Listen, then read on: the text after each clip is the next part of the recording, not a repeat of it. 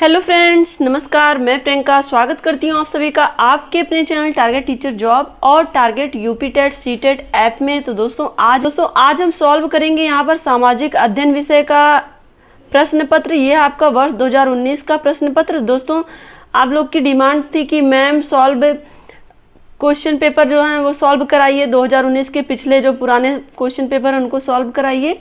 तो दोस्तों आज मैं आपको 2019 का प्रश्न पत्र सॉल्व कराऊंगी सामाजिक अध्ययन विषय का। तो दोस्तों देखिए, इसमें सबसे पहले वस्तुनिष्ठ प्रश्न।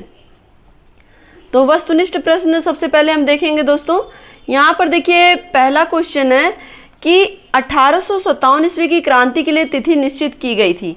तो दोस्तों यहाँ पर देखिए 1857 ईस्वी की क्रांति के लिए तिथि निश्चित की गई थी। इसमें देखिए ऑप्शन दिए गए हैं 8 अप्रैल 1857, 31 मई 1857, 10 मई 1857 और 1 जून 1857। तो दोस्तों देखिए 1857 ईस्वी की क्रांति की जो तिथि निश्चित की गई थी वो निश्चित की गई थी 31 मई 1857, लेकिन जो क्रांति थी इसके पहले ही शुरू हो गई थी। तो दोस्तों दूसरा क्वेश्चन देखिए, ब्रह्म समाज की स्थापना किसने की। दोस्तों ब्रह्म समाज की स्थापना किसने की, यहाँ पे ऑप्शन दिया गया देवेंद्र नाथ टैगोर, केशव चंद्र सेन, राजा राम मोहन राय और महादेव गोविंद रानडे। दोस्तों ब्रह्म समाज की स्थापना की थी राजा राम मोहन राय ने। तो आपका ऑप्शन सा सही हो जाएगा। नेक्स्ट क्वेश्चन यहाँ पर है, देखिए भारतीय राष्ट्रीय कांग्रेस का प्रथम अध्यक्ष कौन था। दादा भाई नेहरूजी, व्योमेश चंद्र बनर्जी, सुरेंद्र नाथ बनर्जी, फिरोज शाह मेहता। तो दोस्तों भारतीय राष्ट्रीय कांग्रेस का प्रथम अध्यक्ष थे व्योमेश चंद्र बनर्जी। नेक्स्ट क्वेश्चन हम लोग देखेंगे, यहाँ पे चौरी चौरा हुआ था। चौरी चौरा यहाँ पे होगा, औ की मात्रा होगी।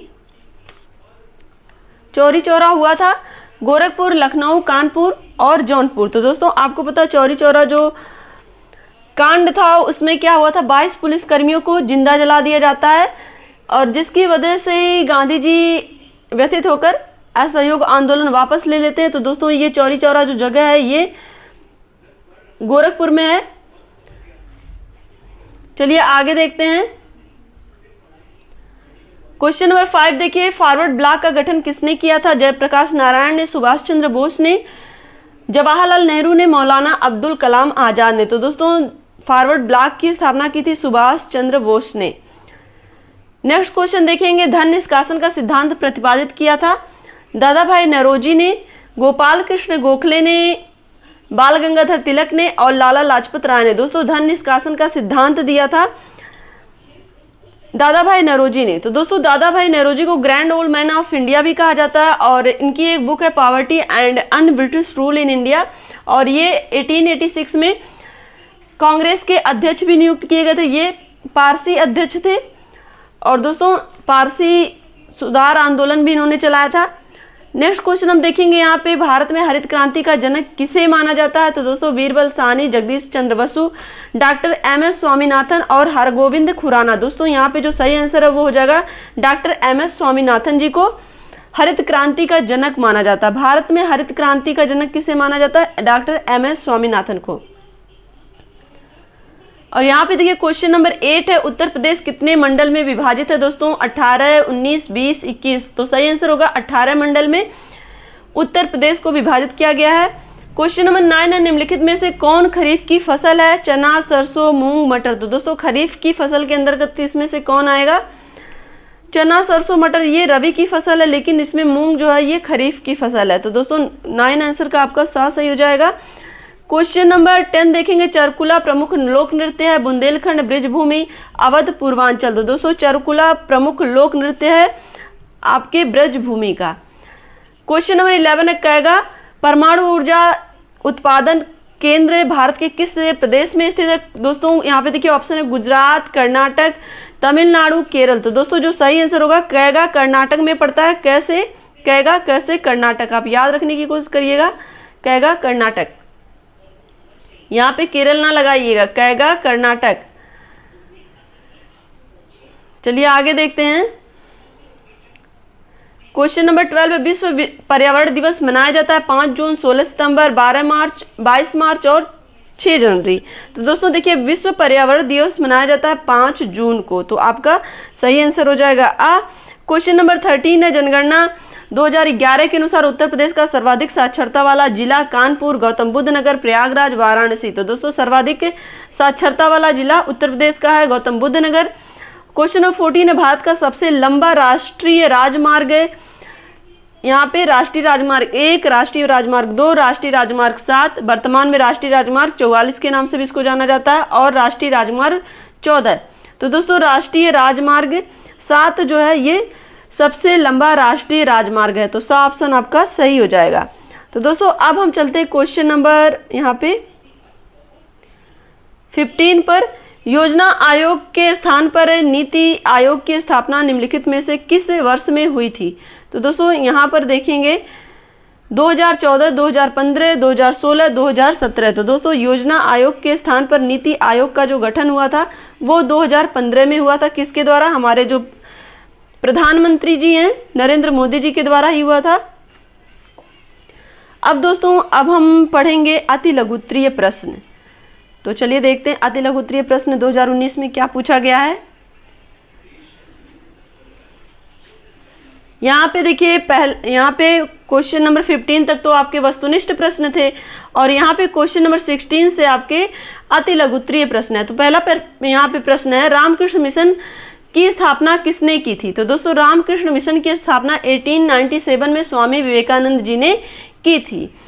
तो एक 1 लाइनर आंसर आपको इसमें लिखने, क्योंकि ये अति लघुत्तरीय प्रश्न है। और यहाँ पे देखिए 17 क्वेश्चन नंबर है, गांधी जी ने असहयोग आंदोलन किस वर्ष प्रारंभ किया था? दोस्तों 1920 यानी कि 1920 में गांधी जी ने असहयोग आंदोलन प्रारंभ किया था, और 1922 में चौरी चौरा कांड होने के बाद से ही इन्होंने असहयोग आंदोलन को स्थगित कर दिया था, क्योंकि जो 22 पुलिसकर्मियों की एक तरह से थाने में ही जिंदा जलाकर जो हत्या हुई थी उससे गांधी जी बहुत ज़्यादा व्यथित हो जाते हैं, और इसी वजह से वो असहयोग आंदोलन को वापस ले लेते हैं। और दोस्तों यहाँ पर देखिए क्वेश्चन नंबर 18 है, स्वराज हमारा जन्म सिद्ध अधिकार है, इसे हम लेकर रहेंगे। ये किसका कथन है? तो दोस्तों स्वराज हमारा जन्म सिद्ध अधिकार है, हम इसे लेकर रहेंगे। ये नारा है पंडित बाल गंगाधर तिलक जी का। क्वेश्चन नंबर 19 है, होम रूल आंदोलन के प्रमुख नेता कौन थे? दोस्तों होम रूल आंदोलन के प्रमुख नेता लोकमान्य बाल गंगाधर तिलक और श्रीमती एनी बेसेंट। तो यहाँ पे प्रमुख नेता लोकमान्य बाल गंगाधर तिलक। दोस्तों आपसे ये भी पूछ सकता है कि लोकमान्य के उपनाम से किसको जाना जाता है, तभी आपको बताना पड़ेगा बाल गंगाधर तिलक। तो दोस्तों यहाँ पर बाल गंगाधर तिलक और श्रीमती एनी बेसेंट यही होम रूल आंदोलन के प्रमुख नेता थे। अब यहाँ पे क्वेश्चन नंबर 20, भारत छोड़ो आंदोलन कहाँ से प्रारंभ हुआ था? दोस्तों 14 जुलाई सन 1942 में वर्धा में कांग्रेस की कार्य समिति ने प्रस्ताव पारित किया, जिसका शीर्षक था भारत छोड़ो प्रस्ताव। और दोस्तों इस प्रस्ताव में कहा गया कि यदि अंग्रेज भारत से अपना नियंत्रण हटा लें तो जो भारतीय जनता है विदेशी आक्रमणकारियों के विरुद्ध अपना योगदान देने को तैयार है। और दोस्तों 8 अप्रैल 1942 को मुंबई अधिवेशन में कुछ संशोधनों के साथ कांग्रेस कार्य समिति ने ये प्रस्ताव स्वीकार कर लिया। यानी कि दोस्तों जो भारत छोड़ो आंदोलन था वो कहाँ से प्रारंभ हुआ था? मुंबई से प्रारंभ हुआ था। आपको ये समझना है। अब हम आगे देखेंगे दोस्तों, अगर आपको स्पीड ज़्यादा लग रही होगी तो आप स्लो कर लीजिएगा। मैंने आपको बताया है कि आपके YouTube में कहाँ से आप स्लो और फास्ट कर सकते हैं। अगर नहीं आएगा तो फिर कमेंट करिएगा, मैं बता दूंगी दोस्तों। क्योंकि देखिए आपका एग्जाम बिल्कुल नज़दीक है, तो हमें थोड़ा फास्ट पढ़ाना है और सारी चीज़ें जिससे कवर हो जाएं। वैसे भी आपके पूरा सिलेबस तो कंप्लीट हो गया, मैराथन क्लास भी आ गई, राजन और पवन भी देखिए धीरे धीरे कंप्लीट हो जा रहा है, और साथ ही आपके देखिए ये जो सॉल्व पेपर भी करवा दिए जा रहे हैं। तो इस तरह से आपके पूरे कोर्स भी कंप्लीट हो गए हैं और साथ ही आपका रिवीजन भी हो जा रहा है। तो दोस्तों यहाँ पर देखिए आपका हो गया क्वेश्चन नंबर 20 तक हो गया। अब हम देखेंगे क्वेश्चन नंबर 21, प्रथम पंचवर्षीय योजना कब लागू की गई थी? दोस्तों प्रथम पंचवर्षीय योजना वर्ष 1951 से 56 में प्रारंभ हुई। यहाँ पे देखिए क्वेश्चन नंबर 22 है, भारत में चांदी मुख्यतः किस प्रदेश में पाई जाती है? तो दोस्तों भारत में चांदी मुख्यतः कर्नाटक में कोलार, राजस्थान में जाबर और बिहार में मानभूम, आंध्र प्रदेश में कड़या आदि जगहों पे पाई जाती है। अब दोस्तों क्वेश्चन नंबर 23 देखिए, सुलह कुल महोत्सव कहाँ मनाया जाता है? तो सुलह कुल महोत्सव हिंदू मुसलमान एकता के प्रतीक आगरा में मनाया जाता है। अब क्वेश्चन नंबर 24 देखिए, उत्तर प्रदेश का राजकीय पक्षी कौन है? तो दोस्तों उत्तर प्रदेश का राजकीय पक्षी कौन है ये आपको पता ही है। उत्तर प्रदेश का राजकीय पक्षी है सारस।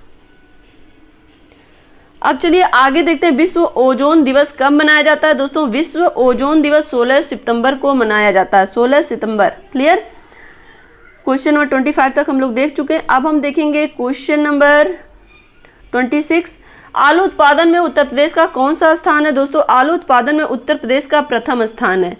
क्वेश्चन नंबर 27 है, सूचना का अधिकार भारत में किस वर्ष में लागू किया गया? दोस्तों भारत सरकार ने पारदर्शिता युक्त शासन एवं भ्रष्टाचार मुक्त समाज बनाने के लिए 12 मई 2005 में सूचना का अधिकार अधिनियम 2005 संसद में पारित किया गया और जिसे 15 जून 2005 में राष्ट्रपति की अनुमति मिली और अंततः 12 अक्टूबर 2005 को ये कानून जम्मू कश्मीर को छोड़कर पूरे देश में लागू हुआ। तो दोस्तों यहाँ पर देखिए सूचना का अधिकार भारत में किस वर्ष में लागू हुआ पूछ रहा है, तो आपको सीधे वर्ष पूछा है तो 2005। तो 15 जून को राष्ट्रपति की अनुमति मिलती है और 12 अक्टूबर 2005 को जम्मू कश्मीर को छोड़कर पूरे देश में लागू हो जाता है। आपको इतना ध्यान रखना है। और दोस्तों चलिए क्वेश्चन नंबर 28 है, उत्तर प्रदेश का सबसे कम जनसंख्या घनत्व वाला जिला कौन सा है? तो दोस्तों यहाँ पर देखिए उत्तर प्रदेश में ललितपुर जिले में प्रति वर्ग किलोमीटर में सबसे कम मात्र 242 और सोनभद्र में 270, हमीरपुर में 275, महोबा में 279, चित्रकूट में 308, जालौन में 370 और झांसी में 398 व्यक्ति रह रहे हैं। तो दोस्तों यहाँ पर सबसे कम की बात कर रहा है तो आपको सीधे क्या लिखना है कि ललितपुर जिले में प्रति वर्ग किलोमीटर में सबसे कम मात्र 242 जनसंख्या घनत्व है। अब यहाँ पर देखिए क्वेश्चन नंबर 29 है, भारत में पवन ऊर्जा के उत्पादन में कौन सा भारत का राज्य अग्रणी है? तो दोस्तों पवन ऊर्जा के उत्पादन में तमिलनाडु राज्य जो है ये अग्रणी है। अब दोस्तों लास्ट क्वेश्चन अति लघु उत्तरी का है, लिंगानुपात से आप क्या तात्पर्य है? तो दोस्तों लिंगानुपात के विषय में लिंगानुपात या लिंग का अनुपात से तात्पर्य किसी क्षेत्र विशेष में पुरुष एवं स्त्री की संख्या के अनुपात को कहते हैं। दोस्तों भारत की 2011 की जनगणना के अनुसार ये अनुपात 943 1000 पुरुष पर था, यानी कि जो लिंगानुपात था 1000 पुरुषों पे 943 स्त्रियां। तो दोस्तों ये आपका वस्तुनिष्ठ और यानी कि बहुविकल्पी और अति लघु उत्तरीय क्वेश्चन कंप्लीट हो गया है। चलिए देखते हैं यहाँ पे लघु उत्तरीय प्रश्न। तो लघु उत्तरीय प्रश्न में देखिए यहाँ पे लघु उत्तरीय प्रश्न में क्वेश्चन नंबर 31 से शुरू हो रहा है, 1857 के प्रथम स्वतंत्रता संग्राम के असफलता के क्या क्या कारण थे? दोस्तों देखिए सन 1857 ईस्वी के स्वतंत्रता संग्राम की असफलता या असफल होने के निम्नलिखित कारण थे। इसमें अगर हम देखें पहला कारण है तो क्रांति का समय से पहले होना, यानी कि जो क्रांति थी वो 31 मई को निश्चित की गई थी, 1857 31 मई को निश्चित की गई थी, किंतु जो क्रांति हुई वो 10 मई 1857 को ही क्रांति का जो विस्फोट हो गया था। और दोस्तों यदि क्रांति निश्चित दिन और सब जगह एक साथ होती तो समय से होती तो अंग्रेज सब जगह पराजित हो जाते और देश भर में अंग्रेजी सत्ता का सदैव के लिए अंत हो जाता। तो दोस्तों कहीं ना कहीं क्रांति का समय से पहले होना भी 1857 ईस्वी की क्रांति की असफलता का कारण था। और दोस्तों अगर देखिए दूसरा कारण देखो तो सैनिक दुर्बलता और उचित नेता का अभाव। तो दूसरा है दोस्तों सैनिक दुर्बलता व उचित नेता का अभाव। दोस्तों क्रांतिकारियों में वीरता और त्याग बहुत था। नाना साहब में संगठन की शक्ति थी किंतु वे अच्छे सेनानायक ना थे। तात्या तोपे वीर थे किंतु वो यूरोपीय रणनीति में दक्ष नहीं थे। लक्ष्मीबाई कुशल सेनानायक होते हुए भी स्त्री थी। और बहादुर शाह बूढ़ा और आसक्त थे, यानी कि जो बहादुर शाह दिल्ली के मुगल शासक थे ये भी कहीं ना कहीं बूढ़े और आसक्त थे। और इस प्रकार सैनिक दुर्बलता और एक सेनानायक का ना होना भी संग्राम की विफलता का कारण बना।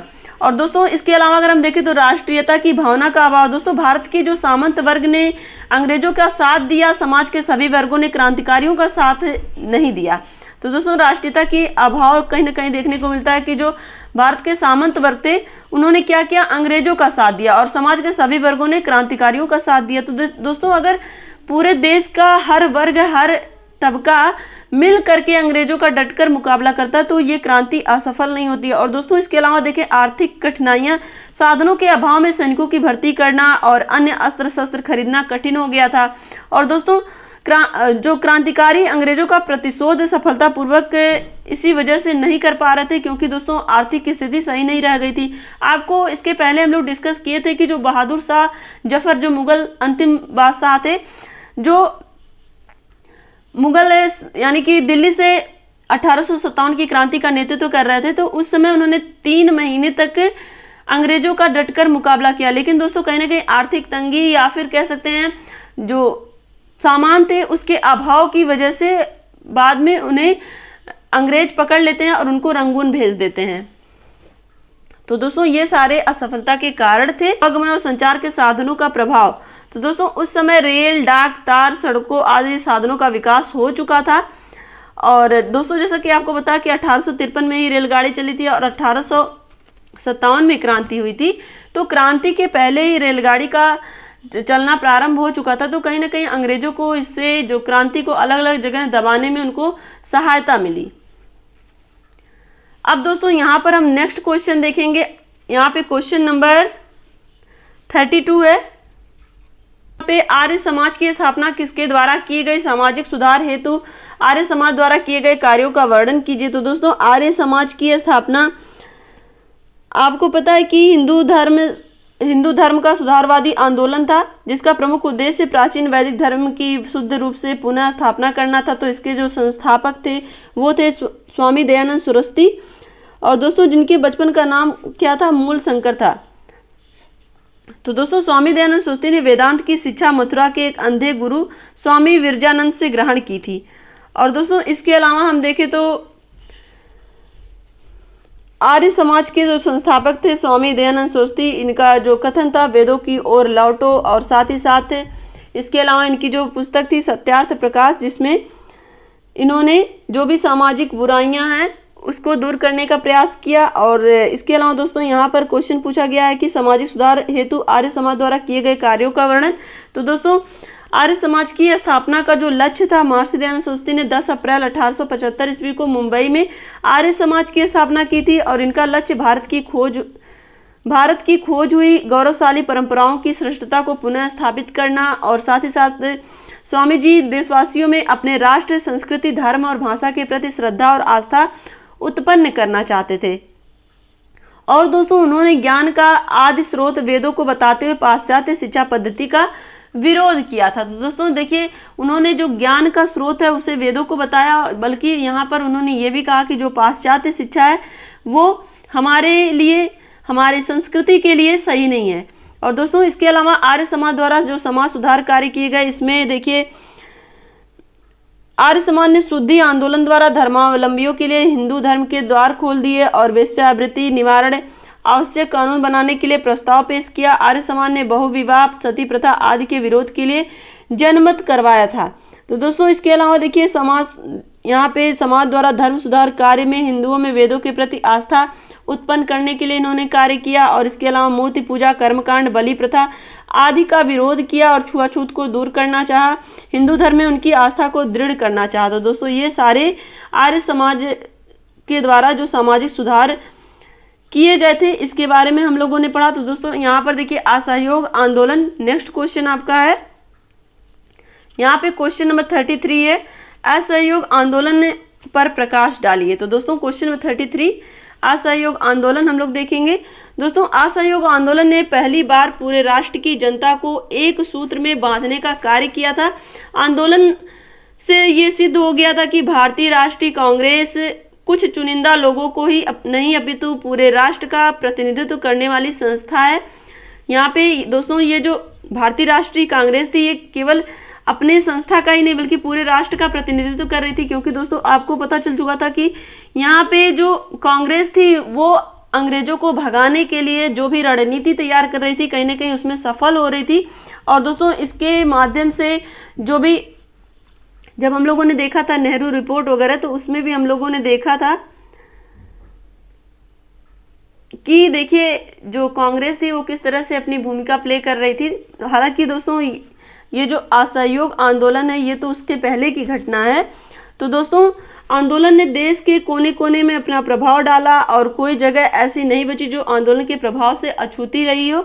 और दोस्तों आंदोलन में समाज के हर वर्ग ने हिस्सा लिया। सबसे बड़ी बात तो दोस्तों यही थी कि ये जो असहयोग आंदोलन था इसमें समाज के हर वर्ग ने हिस्सा लिया, यानी कि कृषक हो या शहरी हो या ग्रामीण हो, बुद्धिजीवी, छात्र, गरीब, बच्चे, वृद्ध, व्यापारी, व्यवसायी, कर्मचारी, पुरुष, महिला, सभी ने सक्रिय रूप से भाग लिया। और इस आंदोलन ने देश की जनता को आधुनिक राजनीति से परिचित कराया तथा उन्होंने स्वतंत्रता की भूख को जगाया, यानी कि जो राजनीति हो रही थी उस समय की उससे भी परिचित कराया और हमारी स्वतंत्रता, हमें स्वतंत्रता किस तरह से प्यारी है इसके बारे में भी बताया कि भारत के लोग राजनीतिक संघर्ष प्रारंभ कर सकते थे, क्योंकि यहाँ पर इस आंदोलन ने ये सिद्ध कर दिया था कि जो भारत के लोग हैं उनके अंदर भी राजनीतिक चेतना है और वो अपने इस राजनीतिक चेतना के माध्यम से अपना संघर्ष जारी रख सकते हैं। और इससे अंग्रेजों की जो भ्रांति थी, जो अंग्रेजों के अंदर एक भ्रम था, वो टूटा कि जो भारतीय हैं उनमें चेतना का अभाव है और वो दास्ता की त्रासदी को अपने भाग्य की नियति नहीं मानते। यानी कि जो अंग्रेजों की एक भ्रांति थी ना कि वो जो भारतीय हैं वो कहीं ना कहीं अपने भाग्य को ही मानते हैं कि ये हमारा भाग्य है कि हम गुलाम हैं, लेकिन ऐसा नहीं था दोस्तों। अंग्रेजों की ऐसी सोच थी, भारतीय ऐसा नहीं सोचते थे। अब उन्हें अपने हक के बारे में पता चल चुका था, वो स्वतंत्रता चाहते थे और जो ये इस तरह का भ्रम पाल के रखा था अंग्रेजों ने कि अब जो दास्ता है वो भारतीयों के लिए ऐसी ही रहेगी, ये सब उनकी जो सोच थी वो टूट गई, क्योंकि ये जो आंदोलन था ये बहुत ही बृहद रूप ले चुका था। और दोस्तों उपनिवेशी शासन दो मिथ्या अवधारणाओं पर आधारित थी। पहला ये कि विदेशी शासन भारतीयों के हित में है तथा दूसरा ये कि वह अजेय है तथा उसे कोई परास्त नहीं कर सकता। तो दोस्तों देखिए जो अंग्रेज थे उनके अंदर एक मिथ्या भावना हो गई थी कि जो भारत के लिए जो विदेशी शासन हो भारतीयों के हित में है, ये उनके अंदर एक मिथ्या भावना थी। और दूसरी क्या थी दोस्तों कि जो विदेशी हैं, जो अंग्रेज हैं वो अजेय हैं, यानी कि उन्हें कोई जीत नहीं सकता, उन्हें कोई परास्त नहीं कर सकता। तो ये भ्रम भी अंग्रेजों का टूट गया था। और दोस्तों यहाँ पर देखिए प्रथम मिथ्या को नरमपंथी राष्ट्रवादियों ने सरकार की आर्थिक शोषण की प्रवृत्ति को उजागर करके पहले ही तोड़ दिया था। जो हमारे नरमपंथी नेता थे अब उन्होंने पूरे देश के समक्ष, पूरे देश की प्रजा जनता के समक्ष ये रख दिया था कि जो अंग्रेज हैं वो भारतीयों का शोषण कर रहे हैं। और इस तरह से दोस्तों आंदोलन ने सत्याग्रह के द्वारा कड़ी चुनौती दी अंग्रेजों को, जिससे कि उनकी जो जड़ें थी वो हिल गई। तो दोस्तों यहाँ पर हमने देखा असहयोग आंदोलन के विषय में, जो शुरू हुआ था 1920 में और समाप्त होता है चौरी चौरा कांड 1922 में। जब चौरी चौरा कांड होता है उसी के बाद, क्योंकि जो 1922 में चौरी चौरा कांड हुआ था उससे गांधी जी व्यथित हो गए थे और इसी वजह से उन्होंने ये असहयोग आंदोलन वापस ले लिया था। अब दोस्तों यहाँ पर देखिए नेक्स्ट क्वेश्चन है, क्वेश्चन नंबर 34 है। यहाँ पर देखिए पंचशील सिद्धांत से आप क्या समझते हैं, इसके प्रमुख सिद्धांतों का वर्णन कीजिए। तो दोस्तों पंचशील सिद्धांत के विषय में हम जानेंगे। दोस्तों 2018 वाला जब प्रश्न पत्र हम लोग सॉल्व कर रहे थे उसमें भी पंचशील सिद्धांत आया था। तो दोस्तों एक बार फिर से जान लेते हैं पंचशील सिद्धांत के विषय में। दोस्तों स्वतंत्र भारत के प्रथम प्रधानमंत्री पंडित जवाहरलाल नेहरू युद्ध के स्थान पर शांति को महत्व देते थे और वह सभी राष्ट्रों की स्वतंत्रता एवं समानता के समर्थक थे। इसलिए किसी भी राष्ट्र के आंतरिक मामले में हस्तक्षेप करने के भी वे विरुद्ध थे। और उनके इन्हीं विचारों से 1954 ईस्वी में 5 सिद्धांत बनाए गए जिन्हें पंचशील के नाम से जाना जाता है। ये हमारी विदेश नीति के आधार भी हैं और दोस्तों आज भी इन सिद्धांतों का हमारी विदेश नीति में प्रयोग किया जाता है। तो ये सिद्धांत निम्न प्रकार के हैं। पहला दोस्तों इसमें कि एक दूसरे राज्य की सीमा और उनकी प्रभुसत्ता का सम्मान किया जाएगा, यानी जो राज्य हैं वो एक दूसरे की सीमा का और उनकी प्रभुसत्ता का सम्मान करेंगे। और दूसरा दोस्तों इसमें 5 सिद्धांत हैं। दूसरा है दोस्तों एक दूसरे के भूभाग पर आक्रमण नहीं किया जाएगा। और तीसरा है दोस्तों कि शांतिपूर्ण सह अस्तित्व की भावना का पालन किया जाएगा, शांतिपूर्ण सह अस्तित्व की भावना का पालन। और चौथा समानता और पारस्परिक लाभ को ध्यान में रखा जाएगा, यानी कि हर एक दूसरे जो भी देश है वो एक दूसरे के लाभ के पक्ष में रहेंगे, यानी कि किसी भी तरह से किसी को हानि नहीं पहुंचाएंगे। और नंबर 5वां एक दूसरे के आंतरिक मामले में हस्तक्षेप भी नहीं किया जाएगा, यानी कि कोई भी किसी के भी आंतरिक मामले में हस्तक्षेप नहीं करेगा। तो ये दोस्तों 5 पंचशील सिद्धांत हैं, इसके विषय में हम लोगों ने देखा। अब दोस्तों हम देखेंगे यहाँ पर क्वेश्चन नंबर 35। क्वेश्चन नंबर 35 पे संयुक्त राष्ट्र संघ के प्रमुख अंग कौन कौन से हैं। तो दोस्तों जब हम लोग डिटेल स्टडी कर रहे थे, जब हम लोगों ने डिटेल अध्ययन किया था, तो वहाँ पर हम लोग नोट्स के माध्यम से हम लोगों ने पढ़ा था कि जो संयुक्त राष्ट्र संघ है उसके प्रमुख अंग यहाँ पर हम लोगों ने देखा था 6 प्रमुख अंग। तो दोस्तों इसमें देखिए पहला क्या था, महासभा था। महासभा में था कि संयुक्त राष्ट्र में विचार विमर्श के लिए मुख्य अंग है ये महासभा, और संगठन के सभी सदस्य इसमें शामिल होते हैं। और दोस्तों महासभा संयुक्त राष्ट्र घोषणा पत्र के अंतर्गत उठने वाली किसी भी विषय पर चर्चा कर सकती है और संयुक्त राष्ट्र सदस्यों के लिए सिफारिश कर सकती है। और दोस्तों इसके अलावा जो महासभा होती है इसके बारे में हम लोगों ने देखा जनरल असेंबली। और दूसरा क्या था, सुरक्षा परिषद था। सुरक्षा परिषद में क्या था, घोषणा पत्र के अंतर्गत सुरक्षा परिषद का मुख्य दायित्व शांति और सुरक्षा बनाए रखना है। और तीसरा क्या था, आर्थिक और सामाजिक परिषद दोस्तों, जिसको हम कहेंगे इकोनॉमिक एंड सोशल काउंसिल। दोस्तों आर्थिक और सामाजिक परिषद और संयुक्त राष्ट्र परिवार के संगठनों के आर्थिक और सामाजिक परिषद कार्य में समन्वय रखने के लिए केंद्रीय संस्था थी। तो जो भी आर्थिक और सामाजिक परिषद थे उनमें समन्वय किस तरह से रखना है इसके लिए कार्य करती है आर्थिक और सामाजिक परिषद। और दोस्तों इसके बाद था न्यास परिषद यानी कि ट्रस्टीशिप काउंसिल जिसे हम कहते हैं। दोस्तों न्यास परिषद की व्यवस्था संयुक्त राष्ट्र घोषणा पत्र के अंतर्गत उन न्यास क्षेत्रों, पूर्व उपनिवेशों या निर्भर क्षेत्रों के प्रशासन की देखरेख के लिए की गई थी, जिन्हें अंतर्राष्ट्रीय ट्रस्टीशिप प्रणाली के अंतर्गत रखा गया था। तो दोस्तों इसके अलावा था अंतर्राष्ट्रीय न्यायालय दोस्तों, जो आपके एग्जाम में सबसे ज़्यादा पूछा जाता है। दोस्तों इंटरनेशनल कोर्ट ऑफ जस्टिस जिसे हम कहेंगे। दोस्तों अंतर्राष्ट्रीय न्यायालय संयुक्त राष्ट्र का मुख्य न्यायिक अंग है और इस विश्व न्यायालय में 15 न्यायाधीश होते हैं जो 15 अलग अलग देशों से होते हैं और जिनका चुनाव महासभा और सुरक्षा परिषद करती है। और दोस्तों इसके अलावा नंबर 6 पर था सचिवालय।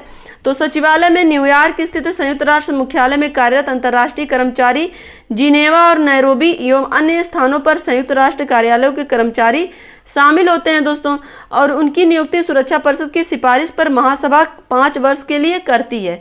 तो ये सचिवालय के विषय में हम लोगों ने देखा। तो दोस्तों यहाँ पर देखिए संयुक्त राष्ट्र के जो मुख्य अंग हैं वो 6 हैं, जिसमें महासभा, सुरक्षा परिषद है, आर्थिक और सामाजिक परिषद है, न्यास परिषद है, अंतर्राष्ट्रीय न्यायालय है और सचिवालय है।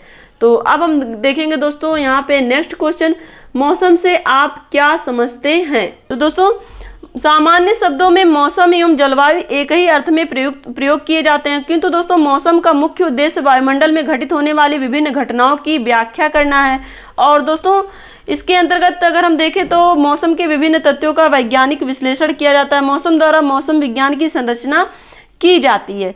दोस्तों अगर हम देखें मौसम की परिभाषा तो किसी स्थान की अल्पकालीन वायुमंडलीय दशाओं को ही मौसम कहा जाता है, यानी कि किसी पर्टिकुलर क्षेत्र में उसके कम समय में ही जो वायुमंडलीय दशाएं हो रही हैं वो क्या कहलाएंगी, वो मौसम कहलाएंगी। और दोस्तों मौसम के तत्व अगर हम जाने तो पौने, वायु दाब, वायु का तापमान, सौर विकिरण, आर्द्रता और वर्षण तथा वर्षा की संभावना, ये मौसम के तत्व हैं। अब दोस्तों यहाँ पर हम देखेंगे नेक्स्ट क्वेश्चन, पर्यावरण प्रदूषण किसे कहते हैं। दोस्तों पर्यावरण प्रदूषण होता क्या, जो हमारे पर्यावरण में अवांछनीय परिवर्तन होते हैं, जिसकी वजह से अवांछनीय परिवर्तन हमें देखने को मिलते हैं, वही क्या कहलाते हैं, प्रदूषण का कहलाते हैं। दोस्तों देखिए हमारा जो पर्यावरण है वो चारों तरफ से हमारे आसपास की जो भी चीजें उनसे घिरा हुआ है, लेकिन दोस्तों जब उसमें जो अवांछनीय तत्व आ जाते हैं जो कहीं ना कहीं हमारे स्वास्थ्य के लिए अहितकर होते हैं, वो क्या कहलाते हैं, वो प्रदूषण कहलाते हैं। तो दोस्तों यहाँ पर हम देखेंगे पर्यावरण प्रदूषण के विषय में।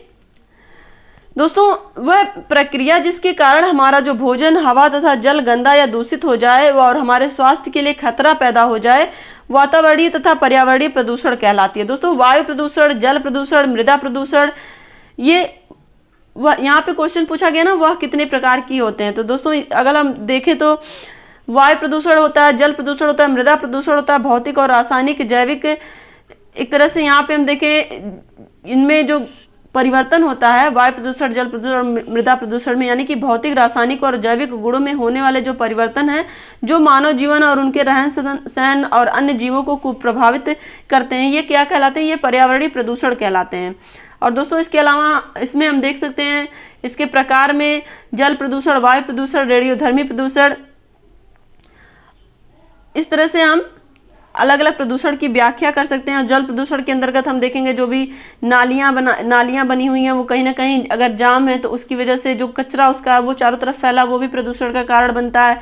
और साथ ही साथ नदियों में जो मृत पशुओं के बहाने की वजह से भी जो जल है वो प्रदूषण हो रहा है। इस तरह से दोस्तों हमने डिटेल में एक्सप्लेन करके देखा भी है जब हम लोग अपना नोट्स वाली क्लास जो अटेंड किया था आप लोगों ने। तो दोस्तों अगर आपको इन सब के विषय में डिटेल में स्टडी करना है तो आप एक बार जरूर जाके विजिट करिए, और आपके लिए लिंक डिस्क्रिप्शन में, आप सामाजिक अध्ययन का जब प्लेलिस्ट ओपन करेंगे तो उसमें आपको सारी वीडियोज मिलेंगी और एक एक चीज़ को आप बारीकी से जान सकते हैं।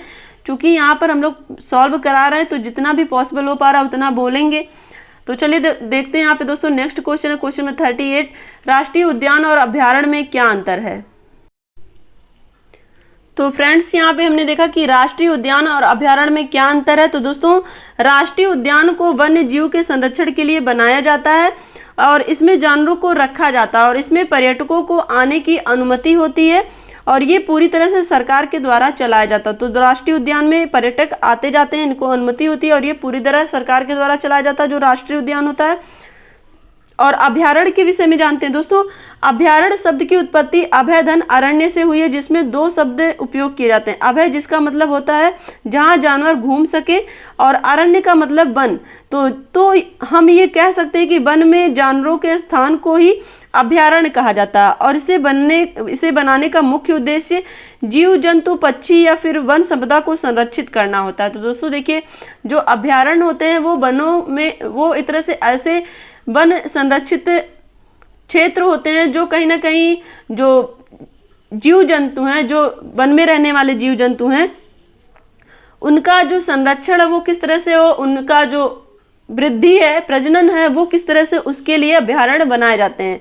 तो यहाँ पे हमने देखा जो राष्ट्रीय उद्यान होते हैं वो पर्यटकों को आने की अनुमति होती है इसमें, और साथ ही साथ ये पूरी तरह से सरकार के द्वारा चलाया जाता है। दोस्तों देखिए राष्ट्रीय उद्यान में आपको ये है कि आप राष्ट्रीय उद्यान में जाके पर्यटन की दृष्टि से आप वहाँ पे घूम सकते हैं, फिर सकते हैं, देख सकते हैं। लेकिन जो अभ्यारण्य है ये मूलतः जो वन से संबंधित जीव जंतु हैं उनके संरक्षण के लिए ये अभ्यारण्य बनाए जाते हैं, जहाँ पर उनके लिए अनुकूल दशाएं उपलब्ध होती हैं जिससे कि उनका जो प्रजनन है वो हो और साथ ही साथ उनकी जो संख्या में हो, उनकी संख्या में वृद्धि हो।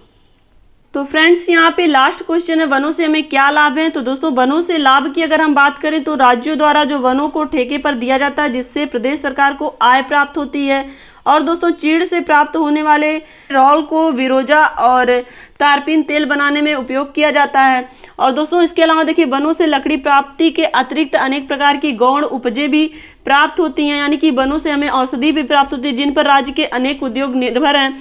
और दोस्तों खैर वृक्ष के रस से कत्था बनाया जाता है और सेमल व गुरेल वृक्ष की लकड़ियों से माचिस की तीली और डिब्बी का निर्माण किया जाता है। और दोस्तों कागज, बेत के डंडे और फर्नीचर तथा बेत, बांस आदि घासों एवं अन्य कई वृक्षों की लुगदियों से बनाया जाता है। दोस्तों वन बाढ़ों को रोकथाम में भी सहायक होता है और जल प्रवाह वनों की सघनता के कारण शिथिल हो जाता है तथा जो वृक्षों की जड़ होती है वो भूमि को बांधे रखती है।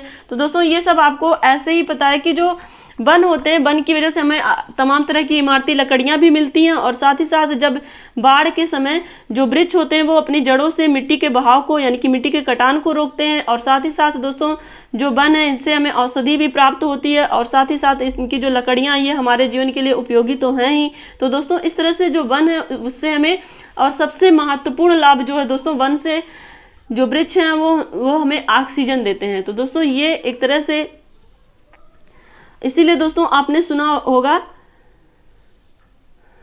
विश्व का फेफड़ा अमेजन वन को कहा जाता है। क्यों कहा जाता है? क्योंकि दोस्तों जो वन होते हैं ना उनसे हमें ऑक्सीजन मिलता है, जो पेड़ पौधे हैं उनसे हमें ऑक्सीजन मिल रहा है जिससे कि हमारा जो जीवन है वो संभव है। तो दोस्तों इस तरह से हमें वन से अनेक लाभ हैं। तो दोस्तों आज की इस वीडियो में बस इतना ही। वीडियो को लाइक करिएगा, अपने दोस्तों के साथ शेयर करिएगा और कमेंट करके हमें बताइएगा कि आपका ये सेशन कैसा लगा आपको। और साथ ही अगर आप चैनल पे नए हैं तो प्लीज़ चैनल को सब्सक्राइब तो जरूर कर लीजिएगा दोस्तों, और वीडियो को शेयर भी करिएगा। और दोस्तों देखिए आपके इस चैनल के माध्यम से आपके सारे यानी कि हिंदी, सामाजिक अध्ययन, शांति शिक्षा एवं सतत विकास सभी विषयों की मैराथन क्लास भी प्रोवाइड की गई है और साथ ही साथ आपको डिटेल स्टडी भी कराई गई है। तो दोस्तों आशा करती हूँ कि आपकी तैयारी अच्छी चल रही होगी। तो दोस्तों मिलते हैं नेक्स्ट वीडियो में और इसी तरह से आप अपनी मेहनत जारी रखिए, अपना ध्यान रखिए, अपनों का ध्यान रखिए, अपने आसपास सफाई रखिए। हमसे जुड़ने के लिए बहुत बहुत धन्यवाद। Take care, bye bye, love you all, जय हिंद।